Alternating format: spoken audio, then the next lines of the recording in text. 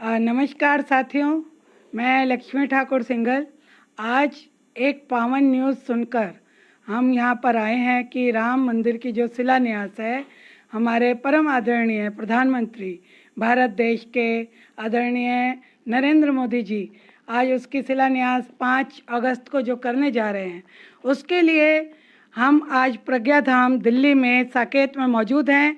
हमारे साथ हमारी माता जी जो हैं, जो सबको बहुत प्यार करती हैं, और क्या कहते हैं, आज उनके दर्शन करने का भी मौका मिला, तो हम कुछ बात लोटस टावर टीवी की तरफ से उनसे करने जा रहे हैं। वो प्रज्ञा पीठाधीश्वर भी हैं और अखिल भारतीय साध्वी परिषद की उपाध्यक्ष भी हैं और केंद्रीय मार्गदर्शक हैं, जो क्या कहते हैं, विश्व हिंदू परिषद है उसकी। अब प्रज्ञा धाम के अंदर हम उनकी तरफ आपको लेकर जा रहे हैं कि किस तरीके से इतना सुंदर जो आज टाइम आया है, भगवान राम की नगरी में आज भारत का जो शीश ऊपर हो रहा है, जो भारत की तरफ से हम आज गर्व से कह सकते हैं कि ये जो राम के लिए इतनी लड़ाइयाँ लड़ी गई हैं, जिसमें इनका भी काफ़ी समय समय पर अथक प्रयास रहा है, आज हम उनके पास चलते हैं तो मिलवाते हैं। ऐसी आध्यात्मिक हस्ती साध्वी क्या कहते हैं हमारे बीच में मौजूद हैं। मैं क्योंकि उनका नाम नहीं ले पाती हूँ, इसलिए क्योंकि हम उनको अपनी माता जी मानते हैं, और विभानंद गिरी जी के पास आपको हम ले जा रहे हैं। प्रणाम स्वीकार करिए, आपका अभिनंदन है, आपको प्रणाम करते हैं लोटस टावर टीवी की तरफ से। धन्यवाद जी। माता जी, ये बताइए कि आज आपके हृदय में जो 5 अगस्त है, उसके लिए किस तरीके से आपके विचार आ रहे हैं, और क्या कहते हैं, हम छोटी सी सद्भावना प्रस्तुत करते हैं हमारे जो क्या कहते हैं गुरु जी थे उनके लिए भी, तो आप ही उनके बारे में बताएंगी। सबसे पहले तो आपका बहुत बहुत धन्यवाद। मेरे धर्म पिता, मेरे पिताश्री जो विश्व हिंदू परिषद के फाउंडर थे और विश्व हिंदू परिषद के उपाध्यक्ष, महामंत्री, अनेकों पदों पर वो रहे। अखिल भारतीय विद्यार्थी परिषद के संस्थापक थे और बजरंग दल के वो संस्थापक थे। तो ऐसे मेरे पिताश्री आदरणीय अभी तो नहीं है इस संसार में, आचार्य राजकिशोर जी, कि आज उनकी आत्मा को बहुत शांति और तृप्ति मिली होगी। उनका संकल्प था कि जब तक राम जन्मभूमि का मंदिर निर्माण होते हुए नहीं देख लूंगा तो मैं अपनी दाढ़ी नहीं कटाऊंगा। एकात्मक यात्रा, जिस समय बाबरी मस्जिद को ढाया गया और उसके बाद जो प्रथम यात्रा निकाली गई, उसका नाम था एकात्मक यात्रा। मेरे पूज्य पिताश्री उस एकात्मक यात्रा के अध्यक्ष थे, तो उनकी अध्यक्षता में वो कार्यक्रम वहाँ संपन्न हुआ था।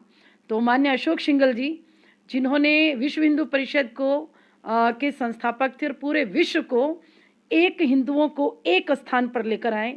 भारत के शंकराचार्य जो कभी एक साथ नहीं बैठे, भारत के साधु संत जो विभिन्न संप्रदायों के संत हैं, विभिन्न अखाड़ों से हैं, चाहे वो वैष्णव हो, चाहे शैव हो, चाहे नाना प्रकार के हैं, तो उन सब संतों को उन्होंने एक साथ बिठा दिया, एक मंच पर बिठा दिया। उनके साथ प्रेम, मोहब्बत की, ममता की वो नदी उन्होंने बहा दिया। ऐसे आदरणीय श्री अशोक सिंघल जी भाई साहब, जिन्होंने अपना एक एक खून का कतरा जो है ना विश्व हिंदू परिषद को दिया, राम जन्मभूमि के लिए उन्होंने दिया। तो आज उन दिव्य आत्माओं को वो आकाश में वो प्रसन्नता महसूस कर रहे होंगे, देवलोक से भगवान भी आज उनका स्वागत कर रहे होंगे, श्री राम जी। और आज तो करोड़ों करोड़ों हिंदुओं के, पूरे विश्व में रहने वाले हिंदुओं के आज बैठे हृदय में भगवान श्री राम को आज वो प्रणाम कर रहे होंगे। आज सभी हिंदुओं की जो संकल्प था वो पूर्ण होने जा रहा है 5 अगस्त को। और भारत के यशस्वी प्रधानमंत्री नरेंद्र भाई मोदी जी, जो एक योगी भी हैं, एक सन्यासी सा जीवन जीते हैं, जिन्होंने भारत को विश्व गुरु बनाने की ठानी है। भारत में अनेकों प्रधानमंत्री हुए और उन्होंने अपने समय पर काम किया, लेकिन 2 व्यक्तियों को सदैव याद किया जाएगा। एक आदरणीय डॉक्टर राजेंद्र प्रसाद जी को, जिनकी वजह से दशरथ पुत्र राम, और मर्यादा पुरुषोत्तम राम। मर्यादा पुरुषोत्तम राम जो हम सब के हिंदुओं के अन्य सभी जातियों के हृदय में जो विराजमान हैं, उनका मंदिर निर्माण होने जा रहा है। बहुत से लोग कहा करते थे कि मंदिर वही बनाएंगे, तारीख नहीं बताएंगे। आज उन्हीं के लिए संदेश है। तारीख भी 15 अगस्त शिलान्यास का समय है, 5 अगस्त शिलान्यास का समय है। और सभी हिंदुओं से और हिंदुओं के साथ में जितने भी भारत में विश्व में रहने वाले लोग हैं, जो कटाक्ष किया करते थे, क्या बीजेपी, क्या विश्व हिंदू परिषद, क्या आरएसएस, क्या हिंदू के संगठन, क्या साधु सन्यासी हर बार ये एजेंडा तैयार करते हैं, धर्म संसद करते हैं, जगह जगह धरना प्रदर्शन करते हैं, ये मंदिर कब बनाएंगे? आज वो शुभ घड़ी आ गई है और ये भगवान श्री राम की कृपा से ही संभव हुआ है। मेरे पूज्य गुरुदेव ब्रह्मलीन अनंत श्री विभूत सिद्ध श्रीमद परमहंस परिव्राजकाचार्य श्रोत्रिय ब्रह्मनिष्ठ महामंडलेश्वर स्वामी प्रज्ञानंद जी महाराज, जिन्होंने प्रतिदिन हवन में और रुद्राभिषेक में संकल्प लिया करते थे कि राम जन्मभूमि का मंदिर का निर्माण शीघ्र हो। तो आज मेरे पूज्य गुरुदेव भगवान की वो ब्रह्मलीन हो गए हैं, लेकिन उनकी जो आत्मा है आज वो भी समाधि में करवट ले रही होगी और वो भी भगवान श्री राम को स्मरण कर रहे होंगे, क्योंकि आत्मा अजर अमर रहती है, आत्मा कभी मरती नहीं है। तो वो सब आत्माएं मिलकर के आज जश्न मना रही होंगी देवलोक में। तो इससे सुंदर दिन कुछ नहीं हो सकता। सभी भारतवासियों को, सभी विश्व में रहने वाले सभी बंधुओं को, आप सबको जय श्री राम और बहुत बहुत बधाई भगवान श्री राम के मंदिर निर्माण के पूजन के लिए। हमारे साथ क्या कहते हैं आदरणीय परम आदरणीय जो साध्वी विभानंद गिरी जी मौजूद हैं। कितना ओजस्वी उन्होंने बताया, कितनी खुशी है उनको। पर उनसे एक बात हम और पूछना चाहते हैं जी। जिस तरीके से लड़ाइयाँ लड़ी और यहाँ तक पहुँचे जी।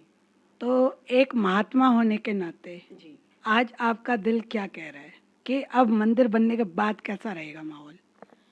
देखिए, जिन्होंने इसमें कोठारी बंधु हैं कि जिस समय बाबरी मस्जिद का ढांचा गिर रहा था तो उस समय उन दोनों बच्चों ने अपने प्राणों की आहुति उसमें दी थी। और ऐसे बहुत सारे संघ, विश्व हिंदू परिषद, इसके अलावा आदित्यनाथ के गुरुदेव से लेकर के रामचंद्र परमहंस जी महाराज, जो विश्व हिंदू परिषद के मार्गदर्शक मंडल में थे और राम जन्मभूमि न्यास के अध्यक्ष थे, और साथ में भी जो है परम आदरणीय मैं श्री नृत्य गोपाल दास जी महाराज और कमल किशोर जी महाराज और वेदांती जी महाराज, मैं नाम शायद संभव नहीं होगा, और परम आदरणीय निर्वत शंकराचार्य स्वामी सत्यमित्रानंद जी महाराज और ऐसे विश्वात्मानंद जी महाराज और अनेकों सभी संत, अखाड़े के संत। भारतवर्ष तो तपोभूमि है और यहाँ की जो मिट्टी है, और मिट्टी में कण कण में परमात्मा समाये हुए हैं। जब विदेश से कोई आता है तो पहले भारत की मिट्टी को प्रणाम करते हैं, क्योंकि भारत माता है। तो मेरे जितने भी संतों ने माँ के लिए, भगवान श्री राम के लिए अपने प्राणों की आहुति दिया है, जैसे दधीचि ऋषि ने धर्म के लिए अपने प्राणों की आहुति दी थी, तो संतों का तो धर्म ही है अपने इष्ट के लिए मर मिट जाना। संतों का तो धर्म ही है, कर्तव्य है कि जहाँ मेरे राम का वहाँ मंदिर ना हो, तो वहाँ जिस तरह से उन्होंने लड़ाइयाँ 400 वर्षों से लगातार लड़ते आ रहे थे, तो चल रहे थे, आज सभी आत्माएं प्रसन्न होंगी। और उनको सभी संतों के श्री चरणों में प्रणाम करती हूँ कि उन्होंने कई सौ वर्ष तक लड़ाइयाँ लड़ी और तब जाकर के खुशी का दिन आया। बाकी यही कहना चाहूँगी कि ये सब ईश्वर की माया है। सिया राम में सब जग जानी, करहूं प्रणाम जोर जुग पानी। ये तो उस राम की ही, मर्यादा पुरुषोत्तम की ही कृपा है। उन्हीं का शायद इतने दिन का संकल्प भी उन्हीं का रहा होगा। वही सब संतों की तपस्या को और तप कराना चाहते होंगे, उन संतों से और बलिदान चाहते होंगे, उन संतों के प्रेम को वो और उसका आनंद लेना चाहते होंगे। परमात्मा की लीला तो परमात्मा ही जाने। लेकिन बस आज खुशी है कि 5 अगस्त को भगवान श्री राम की शिला का पूजन हो जाएगा और मंदिर तुरंत बनाना प्रारंभ हो जाएगा।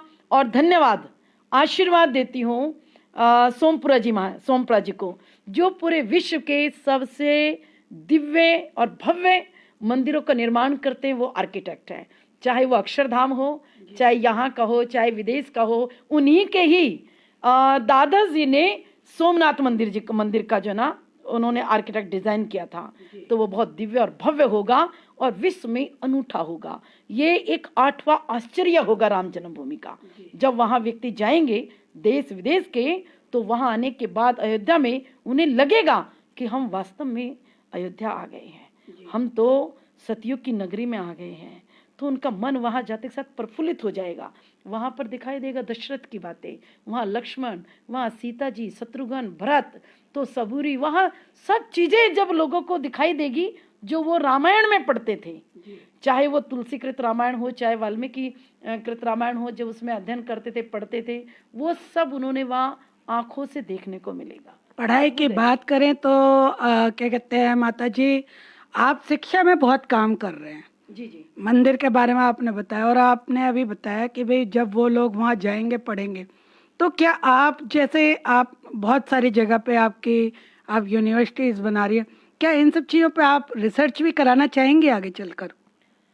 देखिए, मेरे पूज्य गुरुदेव भगवान MA LLB PhD थे, प्रोफेसर थे। तो गुरुदेव 2 काम बहुत किया करते थे। एक तो अन्नदान, जो भी कोई आया तो उसे बिना भोजन कराने नहीं भेजते थे। दूसरा शिक्षा का दान। शिक्षा का दान एक ऐसा है कि जब हम बच्चे को शिक्षा देते हैं तो वो अपने पैरों पे खड़ा हो जाता है, उसे किसी की जरूरत नहीं रहता है, जिसे कहते हैं स्वावलंबी। तो पूज्य गुरुदेव का जो संकल्प था, मैं उसी संकल्प को पूरा करते हुए चल रही हूँ। तो पूज्य गुरुदेव के रहते हुए ही झारखंड में हमारा कॉलेज है, फिर जबलपुर में कॉलेज है, झारखंड में भी एक यूनिवर्सिटी का प्लान चल रहा है, जबलपुर में भी स्वामी प्रज्ञानंद यूनिवर्सिटी चल रही है, फिर रीवा में हमारा एक स्कूल है। अयोध्या में भी बनाने का कोई इरादा? नहीं, अयोध्या में तो नहीं बनाऊंगी, क्योंकि मेरे पूज्य गुरुदेव भगवान का जो जन्म स्थली है वहाँ काफ़ी सारी ज़मीन है, तो मैं उसको डेवलप करूंगी, क्योंकि मेरा अभी उसी का संकल्प है। आगे राम जी की जो इच्छा होगी तो वो कराएंगे। बहुत ही अच्छा लगा। क्या कहते हैं, विभानंद गिरी जी साध्वी हैं आप, और अपना पूरा जीवन आपने दे दिया है समाज को। तो इतनी अच्छी न्यूज़ में सभी लोग खुश हैं, तो भारत के कुछ विशेष नागरिकों के लिए कोई कुछ कहना चाहेंगी? बस क्योंकि कोरोना काल बड़ा संकट भरा है। जी जी जी लोग खुश तो हैं, मंदिर बन रहा है, लेकिन सबके बिजनेस और ये सब चीज़ें काफ़ी डाउन चल रही हैं, उनके लिए आप कुछ कहना चाहेंगी? देखिए, ये कोरोना चीन से बेशक आया हो, अन्य जगह से बेशक आया हो, लेकिन वास्तविकता तो ये है, ये दैवीय प्रकोप है। और प्रकृति अपना बैलेंस करने में लगा रही है। अगर ये दैवीय प्रकोप नहीं होता तो अभी तक इसकी वैक्सीन बन चुकी होती। इस समय पूरा विश्व त्राहिमाम चल रहा है। बस यही कहेंगे, सब आप अपने काम को ध्यानपूर्वक करते हुए अपने आप को सुरक्षित रखें। आप सुरक्षित हैं तो आपका परिवार सुरक्षित है, आपका घर सुरक्षित है, आपका मोहल्ला सुरक्षित है, आपका जिला सुरक्षित है। तो आपको अपने हाथों को सैनिटाइज करते रहें, गर्म पानी पीते रहें, सूप लेते रहें और इंतज़ार करें, और अपने घरों में बैठ कर के गायत्री मंत्र का जाप अवश्य करें, आदित्य हृदय स्तोत्र का पाठ जरूर करें। उस परमात्मा से जिन्होंने ये रोक दिया है वही ठीक करेंगे, उनके अलावा दूसरा तो कोई ठीक कर नहीं सकता। तो भगवान भोलेनाथ, इस समय सावन का मास चल रहा है, प्रतिदिन उनसे रुद्राभिषेक करते हैं। कल ही मैंने आज संकल्प लिया है, कल से मेरे यहाँ साईं सचित्र का अखंड पाठ होगा कोरोना से मुक्ति के लिए। अगले दिन हनुमान चालीसा का पाठ किया जाएगा, उससे अगले दिन 25 तारीख को सुंदरकांड का पाठ किया जाएगा। इसमें कोरोना से मुक्ति के लिए निरंतर ये कार्य मेरे यहाँ चल रहा है। और भगवान लोग आ सकते हैं यहाँ पर, आपका दर्शन करने आ सकते हैं, यहाँ पर लोग आ सकते हैं, क्योंकि लॉकडाउन का चक्कर भी है। नहीं, मैंने सबके स्वास्थ्य के लिए और सब स्वस्थ रहें, कोरोना से मुक्ति हो, उसके लिए आश्रम के ब्राह्मण और हम सभी मिलकर के वो पाठ करेंगे। बाहर वालों को कहा है कि भाई आप डिस्टेंस बनाकर रखिए, social distance, actually social distance नहीं, फिजिकल डिस्टेंस आप बना करके रखिए, एक दूसरे को छुए नहीं। और आपके लिए तो हम प्रार्थना कर ही रहे हैं भगवान से, तो भगवान उनकी हमारी सुनेगा और निश्चित रूप से जल्दी भारत कोरोना से मुक्त होगा और ये पहले की तरह उनका जीवन चलेगा। ये तो विपत्ति है, ये तो समय समय पर आती है, व्यक्ति को घबराना नहीं चाहिए और उसी के समय के अनुसार ये निकल जाएगा। भगवान श्री राम सब अच्छा करेंगे। ये कल से शुरू कर रहे हैं आप? जी जी, बहुत अच्छी बात है। और आपने इतने अच्छे दिव्यवाणी से लोगों को दर्शन दिए, लोगों ने बात की, जो लोग प्रज्ञा धाम से जुड़े हुए हैं और जो माता जी से मतलब ये जो आशीर्वाद मिल रहा है, सभी लोग इनका दिव्य दर्शन कर सकते हैं और जब कोरोना ठीक हो तो इनसे साक्षात मिल सकते हैं। मेरे राम सबके राम, मेरे राम और सबके राम। जय जय श्री राम। जय जय श्री राम। प्रणाम, आपको प्रणाम करते हैं। जो ट्रस्ट टावर टीवी की तरफ से आपका धन्यवाद है। प्रणाम। जय हो।